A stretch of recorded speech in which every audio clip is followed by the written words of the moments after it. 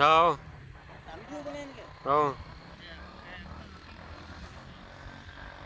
Gwadar stadium भाई।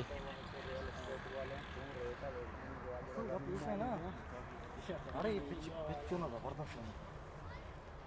Picchu ना जबरदस्त बने तो हो ना। हाँ ना ये बहुत की हो गया निंदा साइज वैसे आ ग्राउंड आनी भी असं भाई काय आउट होता स्कोर 0 है हाँ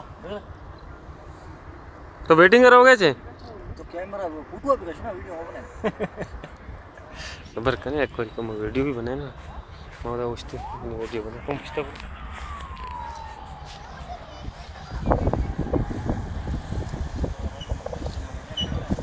वीडियो बन गए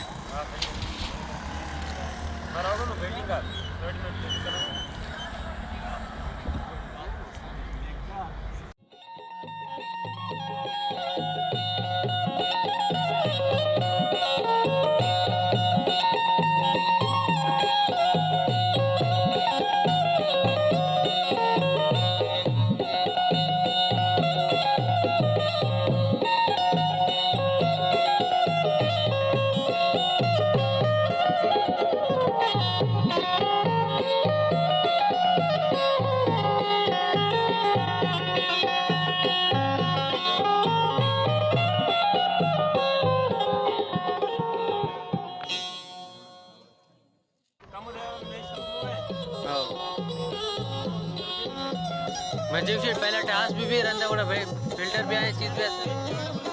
सही है सही ये सल मैच 2 घंटे आ रहा बढ़िया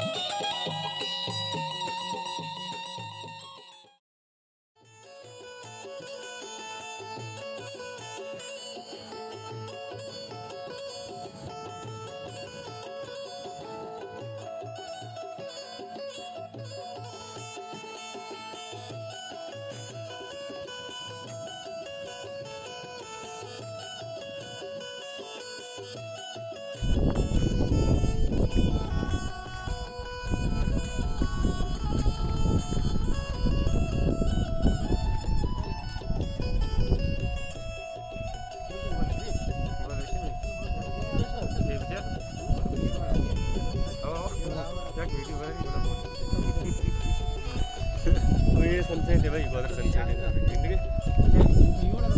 सनसेट तुझे रोचा नहीं रोचा तुझे हाँ नहीं सही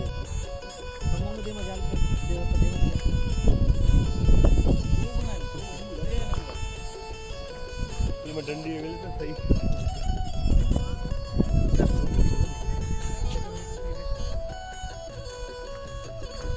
उल्टा